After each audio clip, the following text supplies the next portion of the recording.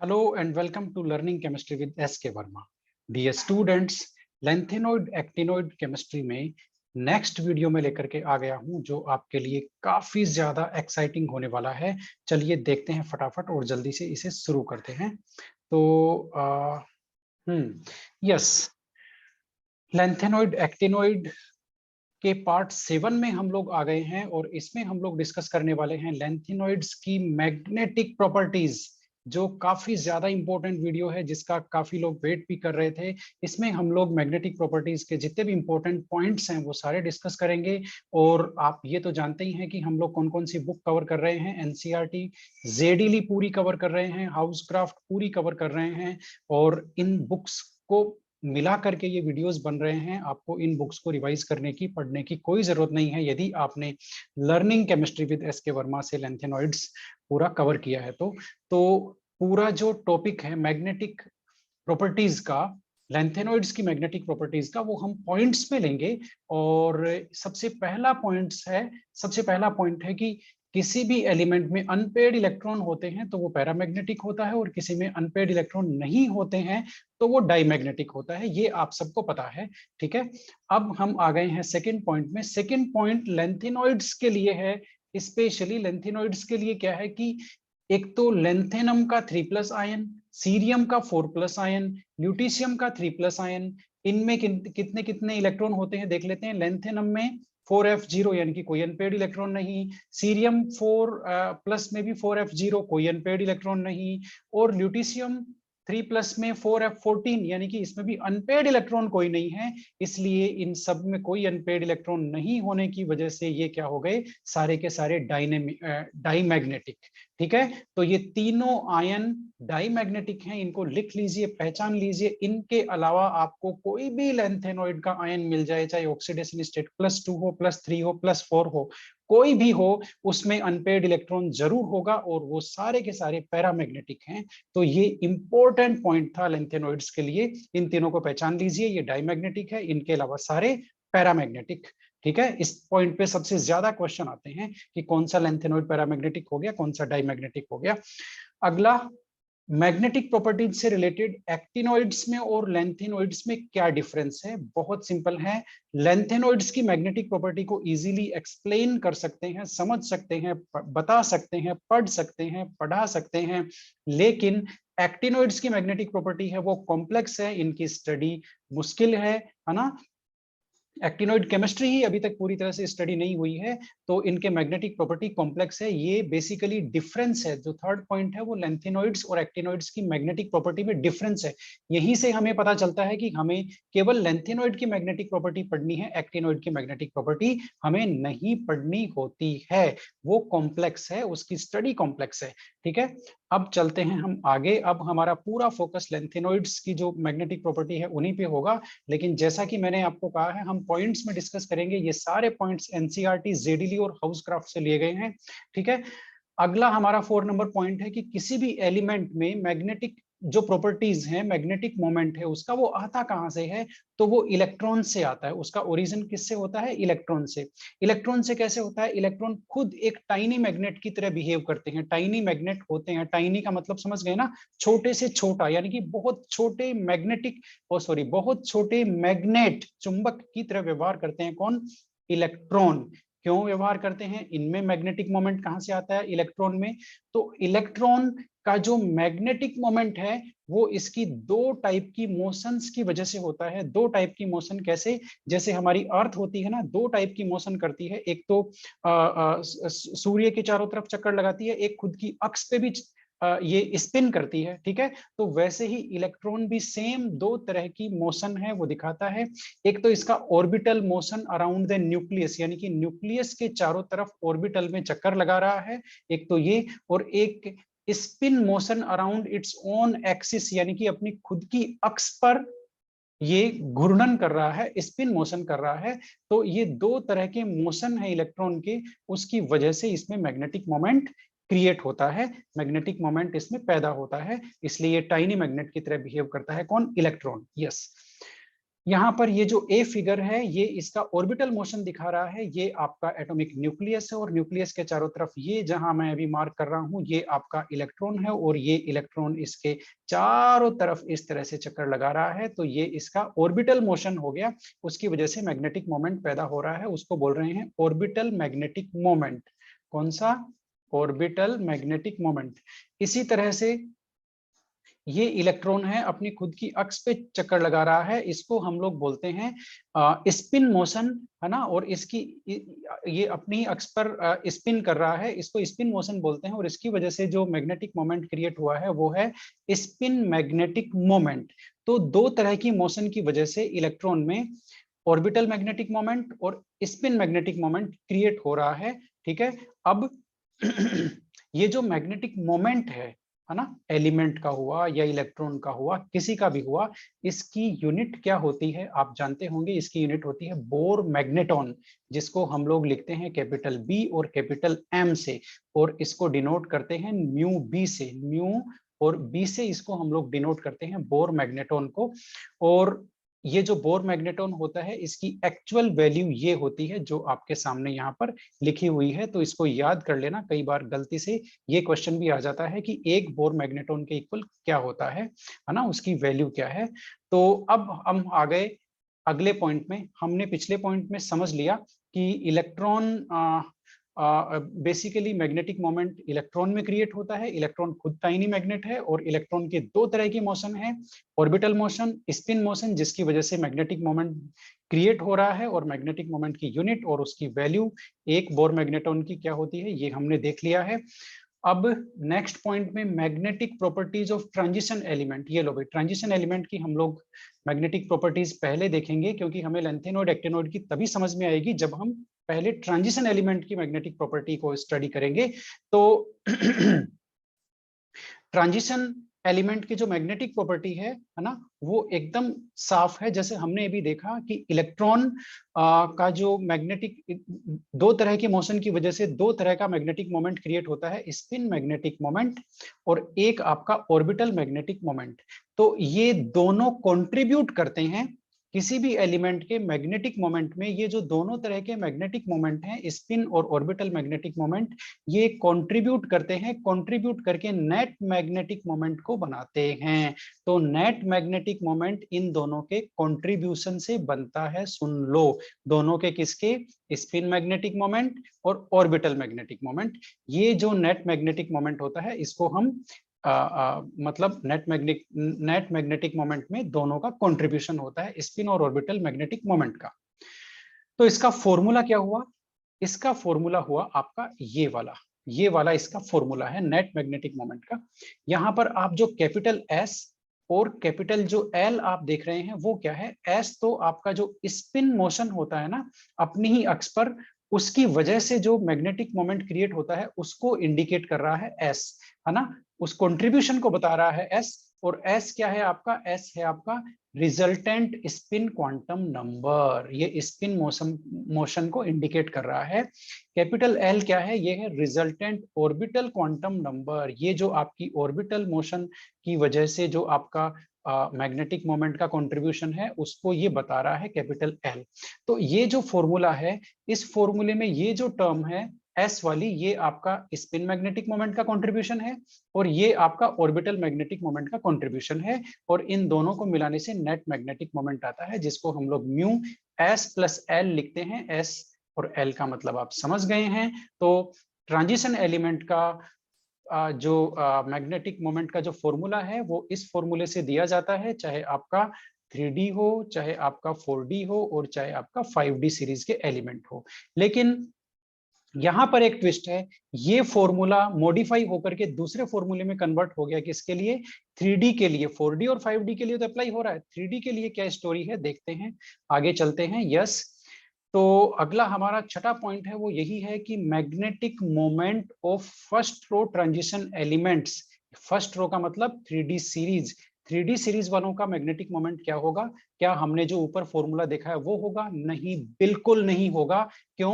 क्योंकि 3D series के जो एलिमेंट्स हैं उसमें जो d ऑर्बिटल्स हैं वो d ऑर्बिटल्स फैले हुए हैं, बाहर तक फैले हुए हैं, है ना, न्यूक्लियस से दूर तक फैले हुए हैं, जिसकी वजह से जो लिगेंड बॉन्ड बनाने के लिए आते हैं उनका इलेक्ट्रिक फील्ड इनसे इंटरेक्शन करता है, और इन डी ऑर्बिटल्स की वजह से जो मैग्नेटिक मोमेंट होता है, ऑर्बिटल कंट्रीब्यूशन होता है, उसकी क्वेंचिंग कर देते हैं। क्वेंचिंग यानी कि उस पर रेस्ट्रिक्शन लग जाता है, यानी कि वो जीरो हो जाता है, यानी कि वो नेग्लिजिबल हो जाता है, ऐसे समझ लीजिए क्वेंचिंग का मतलब। तो मेन कॉन्सेप्ट क्या है, जेडीली कॉन्सेप्ट क्या है, ये जेडीली कॉन्सेप्ट है orbital contribution. Orbital contribution is quenched by interaction with electric field of ligands. Ligand के इलेक्ट्रिक फील्ड की से इंटरेक्शन होता है आपके 3D ऑर्बिटल्स का, है ना, 3D ऑर्बिटल्स का इंटरेक्शन होता है, और ऑर्बिटल जो कंट्रीब्यूशन है उसकी क्वेंचिंग हो जाती है, यानी कि वो हो जाता है जीरो। तो अब कौन सा कंट्रीब्यूशन बचा, अब आपका केवल स्पिन कंट्रीब्यूशन बचा। इसलिए आपका ये जो पहले फॉर्मूला था, जो ऊपर वाले पॉइंट में हमने देखा है, इसमें ये जो ऑर्बिटल कंट्रीब्यूशन है ये हो गया आपका जीरो। ये हो गया आपका जीरो, तो बचा कौन, ये बेचारा स्पिन कंट्रीब्यूशन वाला पार्ट बचा है। तो इसलिए आपका ये जो फॉर्मूला था अब इसमें कन्वर्ट हो गया। अब जो पहले म्यू एस प्लस एल लिख रहे थे, अब केवल म्यू एस लिख रहे हैं, यानी कि केवल स्पिन कंट्रीब्यूशन है इसमें। इसको हम इस तरह से लिख सकते हैं, आप 4 का स्क्वायर रूट कर दोगे तो 2 बाहर आ जाएगा, इस तरह से भी लिख सकते हैं। एस यहाँ पर क्या है, हमने अभी अभी देखा है, रिजल्टेंट स्पिन क्वांटम नंबर है। एस की वैल्यू होती है n/2। सुन लो, लिख लो, समझ लो, n/2। n का मतलब क्या है, नंबर ऑफ अनपेयर्ड इलेक्ट्रॉन। बात समझ में आ गई, अनपेयर्ड इलेक्ट्रॉन की संख्या कौन है, स्मॉल n। n/2 कर दोगे तो s की वैल्यू आ जाएगी, ठीक है।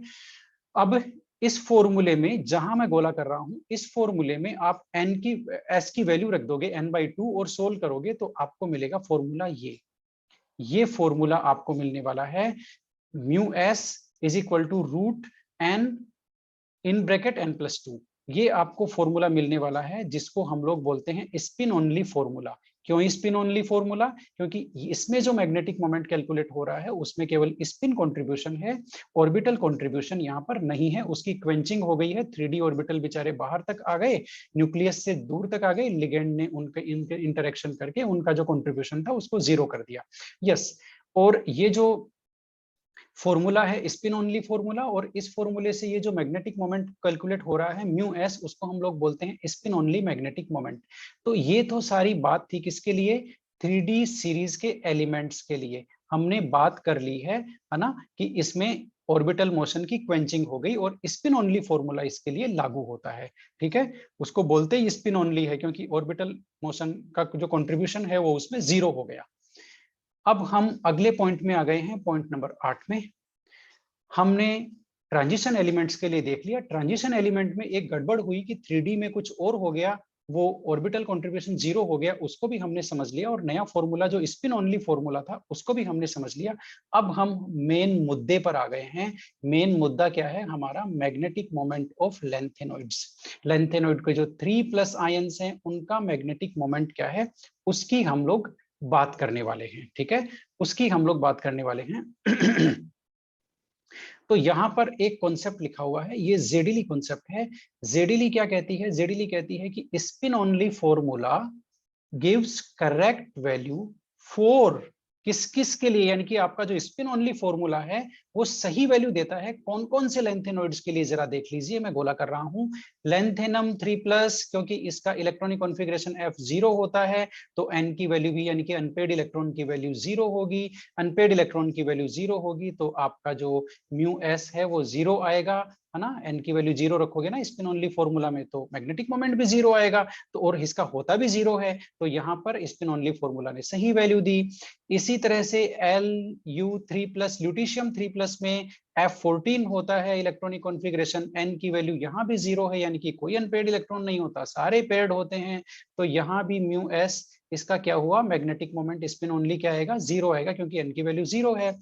गैडोलिनियम 3+ का इलेक्ट्रॉनिक कॉन्फ़िगरेशन 4f7 होता है, यहाँ पर अनपेड इलेक्ट्रॉन 7 होते हैं, n की वैल्यू 7 है, आप इस फॉर्मूले में रखोगे तो आपका स्क्वायर रूट 63 आता है, और उसको आप उसका स्क्वायर रूट निकालते हो तो वो आएगा 7.9 बोर मैग्नेटॉन। तो ये स्पिन ओनली मैग्नेटिक मोमेंट की वैल्यू है गैडोलिनियम 3+ के लिए। ये स्पिन ओनली फॉर्मूले से निकालते हैं तो इतनी आती है, और सच में भी गैडोलीनियम की इतनी ही होती है। इसलिए कहते हैं कि स्पिन ओनली फॉर्मूला गैडोलीनियम के लिए लागू हो रहा है, वो गैडोलीनियम 3+ की जो दे रहा है वैल्यू वो सही है। तो spin only formula in 3 lanthanoids के आयंस के लिए सही वैल्यू दे रहा है। तो भाई बाकी का क्या, बाकी भी तो बच गए ना, ठीक है, 11 और बच गए ना, उनका क्या होना है, ठीक है। तो तो उनके लिए देखते हैं क्या है। यहां तक तो स्पिन ओनली फॉर्मूला काम कर रहा है, यस। ये इंपॉर्टेंट है, ध्यान रखना, स्पिन ओनली फॉर्मूला किन किन लेंथेनॉइड्स के लिए सही वैल्यू देता है। ये जो तीनों केस हैं ये इंपॉर्टेंट है, इनको लिख लेना। और गैडोलीनियम का जेडीली में ये कैलकुलेशन करके ये बताया हुआ है। और आप तो जानते हैं पेपर बनाने वाले बिल्कुल पीछे पड़े हुए हैं जेडीली के, और हम पेपर बनाने वालों के पीछे पड़े हुए हैं। आप मेरे पीछे पड़ जाइए, फाइनली आप पेपर तक पहुंच जाएंगे, यस। तो आपका स्पिन ओनली फॉर्मूले ने 3 लेंथेनॉइड्स के लिए सही वैल्यू दी है। बाकी लेंथेनॉइड्स के साथ क्या हुआ देखते हैं। कॉन्सेप्ट यहाँ पर जेडीली कॉन्सेप्ट लिखा हुआ है।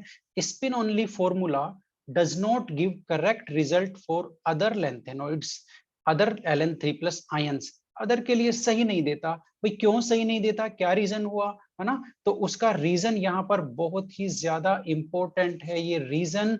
और ये रीजन क्या कहता है देखते हैं। रीजन क्या कहता है, रीजन कह रहा है कि 4f orbitals are deeply buried. भाई ये बात हम पहले भी कर चुके हैं कि 4f के जो ऑर्बिटल्स होते हैं ना, वो एक एटम में अंदर तक धसे हुए होते हैं, ठीक है। डीपली बरीड का मतलब है कि वो अंदर तक धसे हुए हैं बेचारे, है ना, बाहर नहीं आ रहे हैं, अंदर धसे हुए हैं, ठीक है। और इसको हम इस तरह से भी बोल सकते हैं, कैसे बोल सकते हैं, 4f orbital are well shielded by 5s और 6p। यानी कि 4f के बाद में आप जानते हैं 5s होता है, उसके बाद में 6p आता है, ठीक है। तो नहीं, I think it is 5d और 6s, ठीक है। तो 5d और 6s होता है। तो इनसे ये जो 4f होते हैं ये वेल शील्डेड होते हैं, यानी कि अच्छी तरह से घिरे हुए होते हैं, ठीक है, अच्छी तरह से प्रोटेक्टेड होते हैं। कौन, 4f। ध्यान रखना भाई, इस कॉन्सेप्ट का अभी हम यूज लेंगे। तो इसकी वजह से क्या हुआ, इसकी वजह से क्या हुआ, ये अंदर धसे हुए हैं और 5d और 6s ने इनको अच्छी तरह से कवर किया हुआ है। उसकी वजह से क्या हुआ, इनका जो ऑर्बिटल मोशन है, ऑर्बिटल मोशन का जो कंट्रीब्यूशन है उसकी क्वेंचिंग नहीं हुई। याद कीजिए, अभी हमने पढ़ा था कि 3d ऑर्बिटल में 3d ऑर्बिटल की जो ऑर्बिटल मोशन की क्वेंचिंग हो गई लिगेंड से। क्यों, क्योंकि वो बाहर तक फैले हुए थे, न्यूक्लियस से दूर तक फैले हुए थे 3d ऑर्बिटल, इसलिए लिगेंड इनसे इंटरेक्ट कर पा रहा था, है ना। आप ये हम पिछले वीडियो में डिस्कस कर चुके हैं कि 4f ऑर्बिटल है वो बॉन्डिंग में भी पार्टिसिपेट नहीं करते हैं, क्योंकि वो डीपली बरीड होते हैं, अंदर तक धसे हुए हैं, गहराई में धसे हुए हैं, और वो वेल प्रोटेक्टेड है 5d और 6s ऑर्बिटल से। तो इसलिए अब यहाँ पर इनका ऑर्बिटल मोशन, इन जो 4f ऑर्बिटल से इनका लिगेंड से कोई इंटरेक्शन, लिगेंड से कोई इंटरेक्शन नहीं हुआ।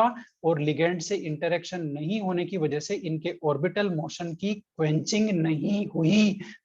यानी कि अब जो टोटल मैग्नेटिक मोमेंट होगा उसमें स्पिन ओनली, तो स्पिन मैग्नेटिक मोमेंट का तो कंट्रीब्यूशन होगा ही होगा, लेकिन ऑर्बिटल मोशन का भी कंट्रीब्यूशन होगा। यानी कि जो ओरिजिनल फॉर्मूला है कौन सा, जिसमें दोनों जिसमें कंट्रीब्यूशन होने हैं, ओरिजिनल फॉर्मूला इसका वो लेंथेनॉइड्स के लिए लागू होगा। ये देखिए वो ओरिजिनल फॉर्मूला ये है जिसमें हम बात कर चुके हैं। ये स्पिन मैग्नेटिक मोमेंट का कंट्रीब्यूशन है, ये आपके ऑर्बिटल मोशन का टोटल नेट मैग्नेटिक मोमेंट में कंट्रीब्यूशन है, ठीक है। तो इन ये फॉर्मूला लागू होगा। लेकिन लेंथेनॉइड में फिर एक चक्कर हो गया, फॉर्मूला तो यही लागू होगा, लेकिन लेंथेनॉइड में एक चक्कर हो गया। जैसे 3D के साथ एक चक्कर हुआ कि वहां क्वेंचिंग हो गई थी, यहाँ क्वेंचिंग तो नहीं हुई, है ना, क्वेंचिंग तो नहीं हुई, लेकिन एक दूसरा चक्कर हो गया। वो फिर एक जेडीली कॉन्सेप्ट आपके सामने आ गया है, वो ये रहा। जेडीली क्या कहती है, जेडीली कहती है कि लेंथेनॉइड्स में स्पिन कंट्रीब्यूशन s और ऑर्बिटल कंट्रीब्यूशन l, इनकी क्या हो गई, दे कपल टुगेदर, यानी कि इनकी हो गई coupling to give a new quantum number j। ये लो भाई, ये लो भाई, फिल्म में एक नया हीरो आ गया है, वो आ गया है जे। जे क्या है, जे आपका जो स्पिन कंट्रीब्यूशन है, स्पिन क्वांटम नंबर s, और ऑर्बिटल कंट्रीब्यूशन की वजह से जो क्वांटम नंबर है एल, उन दोनों की हो गई कपलिंग, और कपलिंग होने से एक नया क्वांटम नंबर बन गया जिसको हम लोग बोलते हैं जे। ये लो भाई, ठीक है। तो ये लेंथेनॉइड में एक नया कॉन्सेप्ट है कि यहाँ एल और एस की कपलिंग हो जाती है जिसको बोलते हैं आरएस कपलिंग, और उस कपलिंग से जो नया क्वांटम नंबर बन रहा है वो आपका जे आ गया, ठीक है। अब जे की वैल्यू क्या होगी, इसके लिए हुंड आए बीच में और उन्होंने अपना रूल दिया जिसको बोलते हैं हुंड्स थर्ड रूल, और उस थर्ड रूल के अकॉर्डिंग जे की वैल्यू क्या होती है, जे की वैल्यू एल माइनस एस भी हो सकती है और एल प्लस एस भी हो सकती है, यानी कि एल माइनस एस और एल प्लस एस, ठीक है। कब होगी एल माइनस एस, देखते हैं, जब when the shell is less than half fill, यानी कि जो 4f ऑर्बिटल है वो लेस देन हाफ फिल्ड है, यानी कि वो आपके 4f7 से कम इलेक्ट्रॉन है, इससे कम इलेक्ट्रॉन है, तब होगी वैल्यू एल माइनस एस। यदि वो 4f7 से ज्यादा इलेक्ट्रॉन है, 4f7 से ज्यादा इलेक्ट्रॉन है, ठीक है, 4f ऑर्बिटल में आधे से ज्यादा भरा हुआ है वो, है ना, when shell is more than half full, आधे से ज्यादा भरा हुआ है, तो वैल्यू होगी एल प्लस एस। तो ये आप समझ लीजिए, ये इंपॉर्टेंट है। एल माइनस एस कब, लेस देन हाफ फिल्ड, और एल प्लस एस कब, जब मोर देन हाफ फुल, ठीक है, आधे से ज्यादा भरा हुआ हो। ये इंपॉर्टेंट है, आरपीएससी ने कई बार पूछ लिया, घुमा घुमा के पूछ लिया, ठीक है। अब इतनी बात हो गई, तो कपलिंग हो गई। देखो फॉर्मूला तो लगना था यही, फॉर्मूला तो यही लगना था, जब दोनों का कंट्रीब्यूशन आ रहा है, लेंथेनॉइड्स में क्वेंचिंग नहीं हो रही है, तो फॉर्मूला यही लगेगा। अब ये लगेगा तो कपलिंग हो गई, कपलिंग हो गई तो नया कांस्टेंट, हमें क्वांटम नंबर मिल गया जे। अब नए क्वांटम नंबर के हिसाब से फॉर्मूला भी आएगा, तो इसकी एल प्लस एस की पूरी कैलकुलेशन हुई, है ना, और उसके हिसाब से effective magnetic moment lanthanoid ions के लिए Ln3+ के लिए उसका जो नया फॉर्मूला आया मैग्नेटिक मोमेंट इफेक्टिव का, वो आपका ये है, वो आपका ये है। इसमें जी एक नई टर्म आ गई है, जे तो आपका है ही है, आपने वहां पर एल माइनस एस और एल प्लस एस आपने इस फॉर्मूले में रखा, इनकी वैल्यू और कपलिंग कराई, कपलिंग करा करके आपको फाइनली फिर फॉर्मूला मिल गया ये। फ्रेंड्स, ये फॉर्मूला बहुत ज्यादा इंपॉर्टेंट है।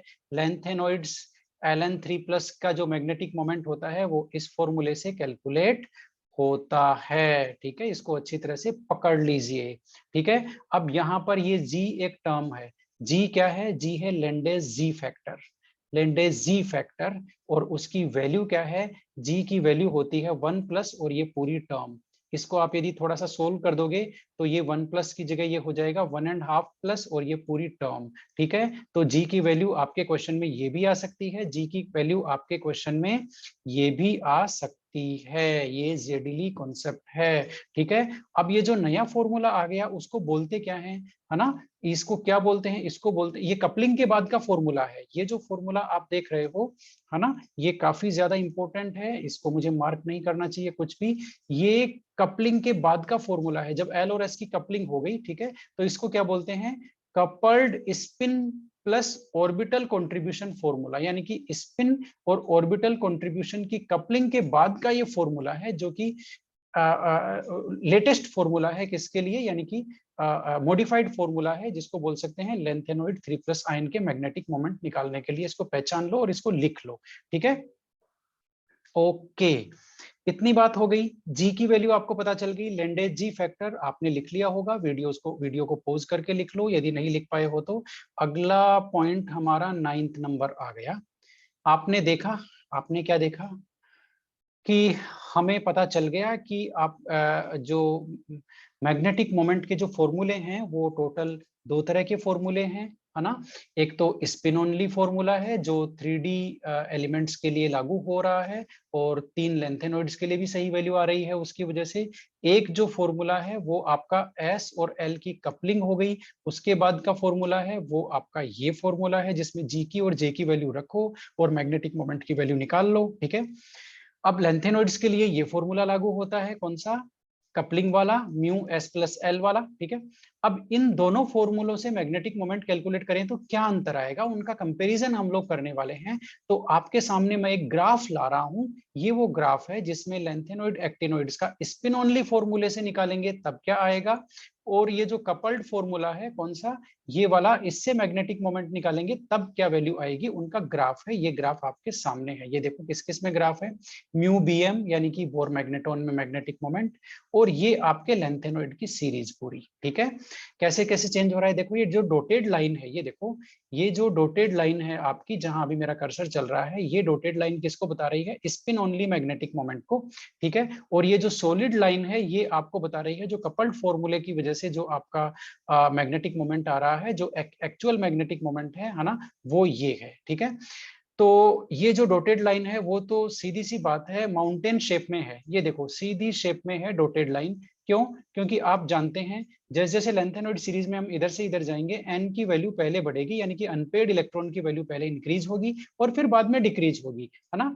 तो इसलिए वैल्यू मैग्नेटिक मोमेंट की पहले इंक्रीज होनी चाहिए और फिर डिक्रीज होनी चाहिए, और है ना। ठीक है, तो ये जो डॉटेड लाइन है ये स्पिन ओनली मैग्नेटिक मोमेंट की वैल्यू बता रहा है।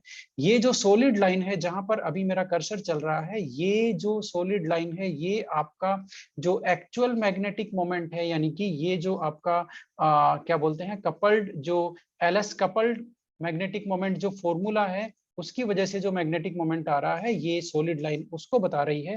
ठीक है, स्पिन ओनली मैग्नेटिक मोमेंट की वजह से यदि कैलकुलेट करते हैं तो हाईएस्ट जो मैग्नेटिक मोमेंट की वैल्यू होनी चाहिए थी वो होनी चाहिए थी जीडी की। ठीक है, इससे ज्यादा किसी की नहीं होनी चाहिए थी स्पिन ओनली मैग्नेटिक मोमेंट के अनुसार। लेकिन ये जो कपल्ड फॉर्मूला है उसके हिसाब से चेक करते हैं तो जीडी से ज्यादा भी वैल्यू है किस किस की, टीबी की है, डाइस्प्रोस्मियम की है, होल्मियम की है, इर्बियम की है, इन चारों की वैल्यू किससे ज्यादा है, आपके जीडी से ज्यादा है। अभी देखेंगे इनकी कितनी है। ठीक है, मैं आपको बता ही देता हूं, ये देखो जीडी की वैल्यू यहाँ पर हमारे पास 7.94 है, ये जीडी है। फिर उसके बाद में टर्बियम, डाइस्प्रोस्मियम, होल्मियम और इर्बियम, थूलियम, ये सब है। ये देखो जीडी के बाद में ये आपका टर्बियम है, ये आपका डाइस्प्रोस्मियम है, होल्मियम है। ये 4-5 की वैल्यू आपको याद ही रखनी है। ये जीडी से ज्यादा वाले हैं ना, इनकी वैल्यू आपको याद ही रखनी है, ये अक्सर कई बार पूछ लेता है। ठीक है, तो ये जो जीडी से ज्यादा जो चार हैं, इनकी वैल्यू आप याद रखना। ये हमारी टेबल है जिसमें सारे मैग्नेटिक मोमेंट थे। कोई बात नहीं, हम वापस यहीं आ गए हैं। तो जो स्पिन ओनली फॉर्मूले की वैल्यू सही आ रही थी 3 लेंथेनॉइड्स आयंस के लिए, वो ये हैं, देखो ये लेंथेनॉइड 3+ है, वैल्यू 0 है। ठीक है, ये ल्यूटीशियम 3+ है, वैल्यू इसकी भी 0 है, और ये गैडोलिनियम 3+ है, इसकी वैल्यू 7.9 के आसपास आनी चाहिए थी स्पिन ओनली, और इसकी है भी इतनी, और स्पिन ओनली इसके लिए सही रिजल्ट दे रहा है ना। तो ये कंपैरिजन है एक तरह से। अब यहाँ कंपैरिजन में देखो दो प्रॉब्लम है ना। ये जो वैल्यू है सेमेरियम और यूरोपियम का एक स्पेशल केस है। सेमेरियम और यूरोपियम की जितना होना चाहिए था मैग्नेटिक मोमेंट उससे काफी कम, मतलब यहाँ पर अचानक से डिप आ गया सेमेरियम और यूरोपियम में। ठीक है, इनके केस की हम लोग आगे बात करेंगे। तो ये कंपैरिजन था, आपको पता चल गया गैडोलिनियम का स्पिन ओनली फॉर्मूले के हिसाब से सबसे ज्यादा होना चाहिए था, लेकिन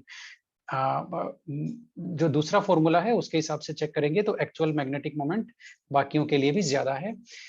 अब पॉइंट नंबर 10 में आ गए। पॉइंट नंबर 10 में हमारे पास एक टेबल है जिसमें ये लेंथेनॉइड आयंस हैं और ये इनके ग्राउंड स्टेट टर्म सिंबल हैं, इलेक्ट्रॉनिक कॉन्फ़िगरेशन है, इनका कलर भी है। इन तीनों से हमें ज्यादा कुछ मतलब नहीं है, हमें यहाँ पर डिस्कस करना है मैग्नेटिक मोमेंट।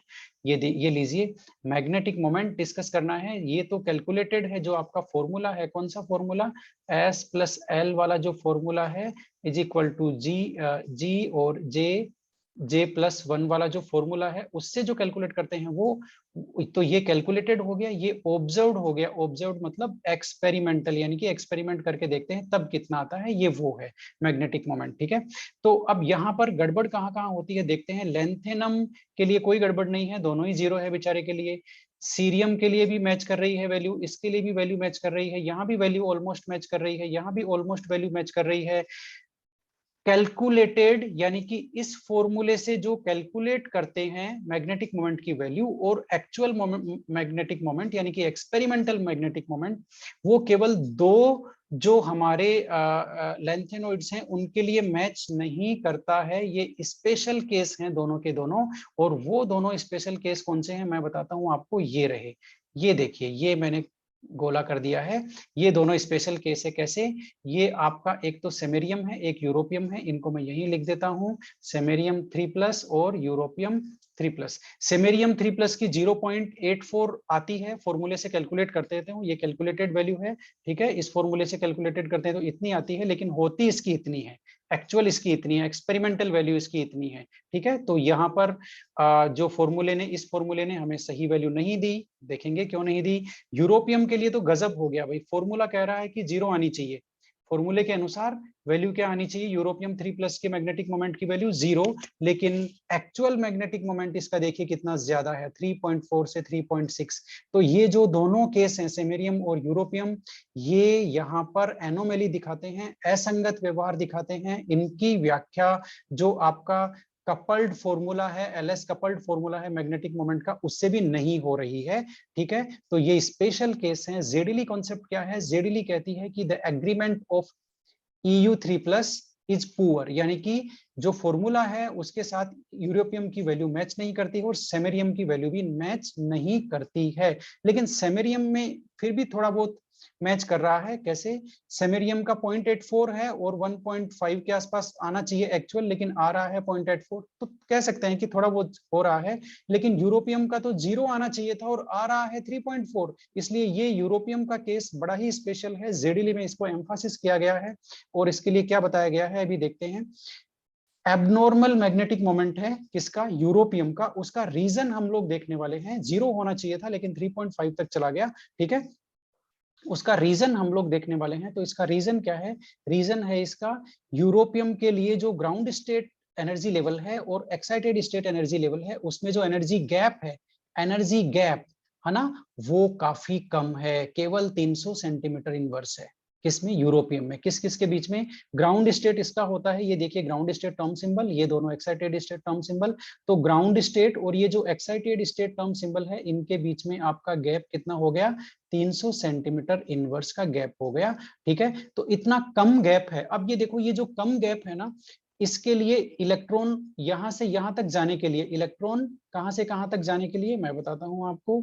मान लेते हैं ग्राउंड स्टेट में इलेक्ट्रॉन है, ठीक है, ये देखिए। अब इलेक्ट्रॉन को यहां से यहां एक्साइटेड स्टेट में जाने के लिए बहुत कम एनर्जी चाहिए, क्योंकि ये जो एनर्जी गैप है ये काफी कम है, और इतनी एनर्जी इसको रूम टेम्परेचर पे आराम से मिल जाती है, रूम टेम्परेचर पे आराम से मिल जाती है। इसका मतलब यूरोपियम 3+ में रूम टेम्परेचर पे इलेक्ट्रॉन ग्राउंड स्टेट में कम रहते हैं और एक्साइटेड स्टेट में ज्यादा रहते हैं, जिसकी वजह से ये जो मैग्नेटिक मोमेंट का डेटा है कैलकुलेटेड, ये जो फॉर्मूले से कैलकुलेट हो रहा है, ये देखिए ग्राउंड स्टेट में कैलकुलेट हो रहा है। ये केवल ग्राउंड स्टेट में सारे इलेक्ट्रॉन मान करके हम लोग कैलकुलेट कर रहे हैं, लेकिन यूरोपियम में सारे इलेक्ट्रॉन ग्राउंड स्टेट में नहीं होते हैं, क्योंकि उसमें आपके जो ग्राउंड स्टेट और एक्साइटेड स्टेट के बीच का जो एनर्जी गैप है वो काफी कम है।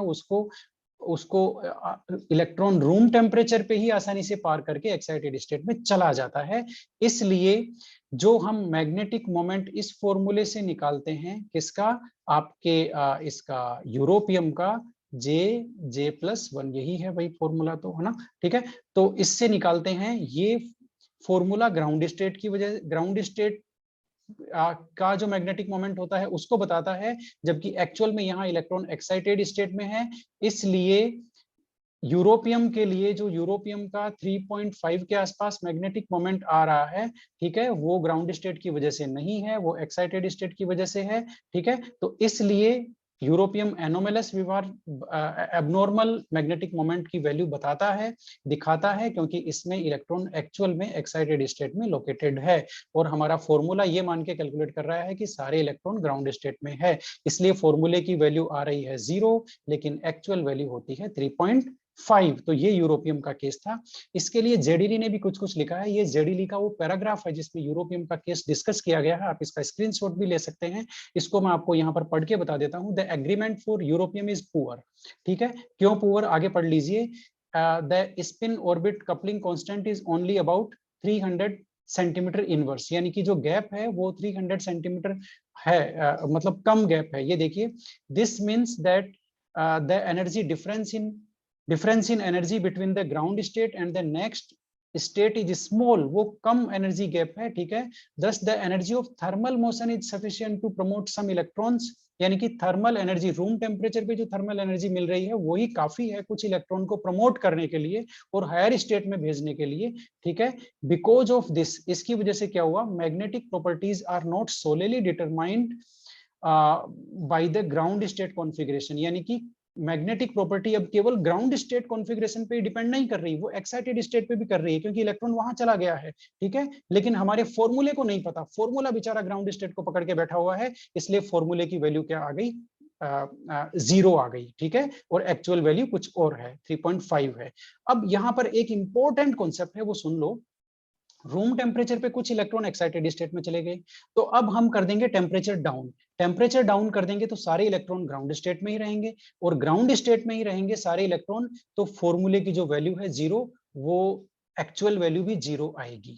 यदि लो टेम्परेचर पे हम यूरोपियम का मैग्नेटिक मोमेंट निकालते हैं तो वो 0 आएगी। लिख लो, इंपॉर्टेंट है। कहाँ लिखा हुआ है, कर्सर को देखो। Measuring the magnetic moment at low temperature prevents the population of higher energy level। इसका मतलब समझ गए, ये कह रहा है कि मैग्नेटिक मोमेंट हम लो टेम्परेचर पे निकालेंगे तो वो low temperature higher energy levels में इलेक्ट्रॉन जाने से रोकेगा। उसकी वजह से सारे इलेक्ट्रॉन कहाँ रहेंगे, ग्राउंड स्टेट में रहेंगे। और the magnetic moment of europium at low temperature is close to 0 as expected। जैसा कि एक्सपेक्ट किया जाता है कि वो 0 आना चाहिए, है ना, वो ही आएगा कब, लो टेम्परेचर पे। इसको लिख लो, ठीक है। ओके, लास्ट में हमारा जो कॉन्सेप्ट है वो है कॉन्सेप्ट नंबर 12, और फटाफट इसको भी देख लेते हैं, 12 नंबर को भी। 12 नंबर काफी ज्यादा इंपॉर्टेंट है, आरपीएससी में कई बार ये सवाल आ चुका है। पीवाईक्यू का वीडियो देखना मत भूलना, है ना, और ये वीडियो शेयर करना मत भूलना। लास्ट का इंपॉर्टेंट कॉन्सेप्ट हिंदी में लिख दिया मैंने। एक्टिनाइड आयनों की चुंबकीय मोलर प्रवृत्ति यानी कि मैग्नेटिक ससेप्टिबिलिटी, वो समान अयुग्मित इलेक्ट्रॉन वाले संख्या वाले लेंथेनॉइड आयनों से कम होती है। ये लो भाई, दोबारा समझा दूं, मैग्नेटिक ससेप्टिबिलिटी एक्टिनाइड्स की कम होती है ना, समान अनपेड इलेक्ट्रॉन वाले लेंथेनॉइड से, ठीक है। यानी कि लेंथेनॉइड और एक्टिनॉइड के दो आयन जिनमें अनपेड इलेक्ट्रॉन का नंबर सेम है, तो एक्टिनॉइड की मैग्नेटिक ससेप्टिबिलिटी यानी कि चुंबकीय मोलर प्रवृत्ति कम होगी लेंथेनॉइड से। ये इसको आप लिख लो, ठीक है। इस पे क्वेश्चन आ गया है, और इसको हम इस ग्राफ से बता सकते हैं। इसमें ग्राफ में जो सॉलिड लाइन है वो लेंथेनॉइड्स की है। ये देखिए, जहां मेरा कर्सर अभी चल रहा है, ये आपकी जो सॉलिड लाइन है ये किसकी है, लेंथेनॉइड्स की है। और ये जो डॉटेड लाइन है वो एक्टिनॉइड्स की है। ये डॉटेड लाइन देखिए नीचे है, इसकी वैल्यू कम है डॉटेड लाइन की, है ना। अब यहाँ पर समान अनपेड इलेक्ट्रॉन होने चाहिए, जैसे सीरियम 3+ और नेपच्यूनियम आपका 6+, इनमें दोनों में अनपेड इलेक्ट्रॉन की वैल्यू क्या है, 1 है, दोनों में समान है। तो मैग्नेटिक ससेप्टिबिलिटी किसके लिए कम होगी, आपके एक्टिनॉइड के लिए कम होगी, इसके लिए कम होगी। ये देखिए यहाँ पर ये नेपच्यूनियम है, इसकी वैल्यू कम है और सीरियम की वैल्यू ज्यादा है, ठीक है। ये मैंने कंट्रोल जेड करके, ये देखिए सीरियम ऊपर है और नेपच्यूनियम कम है, ठीक है, नीचे है। और उसकी ये डॉटेड वैल्यू हमारे एक्टिनॉइड्स को बता रही है। ये देखिए सारे ही एक्टिनॉइड्स कम हैं लेंथेनॉइड्स से, ठीक है। तो ये इधर नंबर ऑफ अनपेड इलेक्ट्रॉन है इस ग्राफ में, और इधर ये क्या है, आपकी मैग्नेटिक मोलर मैग्नेटिक ससेप्टिबिलिटी है। इनके बीच में ये ग्राफ है, ठीक है। अब अगला केस लेते हैं, इसका प्रेसियोडाइमियम 3+ और आपका नेपच्यूनियम 5+, दोनों में अनपेड इलेक्ट्रॉन कितने हैं, सेम है, 2 हैं, है ना। तो नेपच्यूनियम 5 का जो मोलर ससेप्टिबिलिटी है वो क्या होगी, मैग्नेटिक मोलर ससेप्टिबिलिटी कम होगी। ये देखिए नेपच्यूनियम की वैल्यू कम है, इसकी ज्यादा। इसी तरह से नियोडाइमियम की ज्यादा है, और इसमें दोनों में 3 अनपेड इलेक्ट्रॉन है, जिसमें आपका एक्टिनॉइड कौन सा है, नेपच्यूनियम, इसकी मोलर ससेप्टिबिलिटी की वैल्यू कम है। इसमें प्लूटोनियम की वैल्यू कम होगी, दोनों में अनपेड इलेक्ट्रॉन 4 है। इसमें प्लूटोनियम 3+ की वैल्यू कम होगी, दोनों में अनपेड इलेक्ट्रॉन 5 है। याद रखना कि समान अनपेड इलेक्ट्रॉन वाले लेंथेनॉइड से एक्टिनॉइड्स की मैग्नेटिक ससेप्टिबिलिटी की वैल्यू, चुंबकीय मोलर प्रवृत्ति की वैल्यू कम होती है, एक्टिनॉइड्स की कम होती है, ठीक है। तो ये था मैग्नेटिक मोमेंट का वीडियो। उम्मीद करता हूं आपको समझ में आया होगा। अब बाकी कॉन्सेप्ट के लिए पीवाईक्यू का वीडियो देखना मत भूलना। आप सबको best of luck. Thank you very much. Video को शेयर करना मत भूलना। Okay, thank you very much.